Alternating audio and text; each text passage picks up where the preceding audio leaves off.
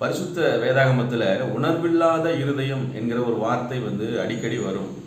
அந்த உணர்வில்லாத இருதயம் என்கிற அந்த வார்த்தைக்கு என்ன அர்த்தம் அப்படின்னா, வேதவசனம் தெளிவாக சொல்லுகிறது. ரோமர் 1:21 அவர்கள் தேவனை அறிந்திருந்தும், அதாவது இயேசு கிறிஸ்துவை அறிந்திருந்தும் அவர் மெய்யான தேவன் என்று அவர்கள் ஏற்றுக்கொள்ளாமல், அவரை மகிமைப்படுத்தாமல், அவரை ஸ்தோத்திரியாமல் இருக்கிறதுனால உணர்வில்லாத அவர்களுடைய இருதயம் இருளடைந்தது.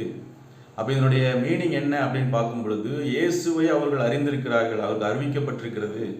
இந்த வசனம் யாருக்கு பொருந்தது அப்படின்னா, இயேசு என்னால் யாருன்னே எனக்கு தெரியாதுன்னு சொல்கிறவங்களுக்கு அல்ல, இயேசு கிறிஸ்துவை தெரிந்தவர்கள், அறிந்தவர்கள், அவரை பற்றின சுவிசேஷத்தை கேள்விப்பட்டவர்கள், அவரை மகிமைப்படுத்தாமல், அவரை ஏற்றுக்கொள்ளாமல், அவரை மறுதலித்து போன ஜனங்களை குறித்து இங்கே சொல்லப்பட்டிருக்கிறது.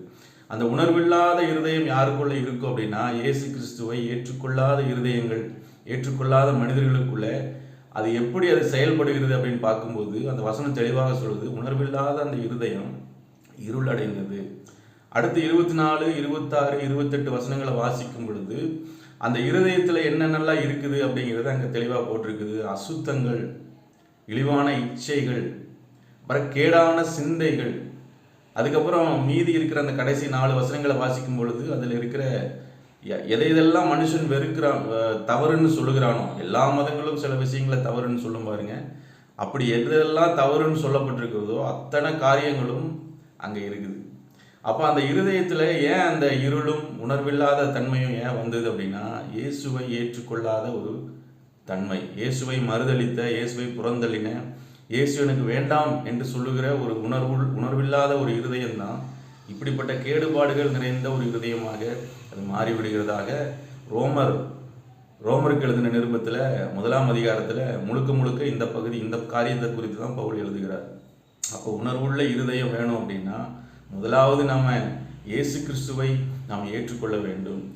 நான் அதிகமாக பார்க்கும் பொழுது நான் என்ன நினைப்பேன் அப்படின்னு சொன்னால், ஒருவேளை நம்ம இருதயம் கேடுகட்டதாக இருக்கிறதுனால தான் நம்ம இயேசுவை ஏற்றுக்கொள்ள முடியாமல் போயிற்றோ என்று நான் நினைக்கிறது உண்டு. ஆனால் இங்கே விஷயமே வேறையாக இருக்குது. இயேசுவை ஏற்றுக்கொள்ளாதது நிமித்தம்தான் நம்முடைய இருதயம் கேடுபாடுகள் நிறைந்ததாக மாறிவிட்டது, அசுத்தம் நிறைந்ததாக, இச்சைகள் நிறைந்ததாக, கேடான சிந்தைகள் நிறைந்ததாக மாறிவிட்டது.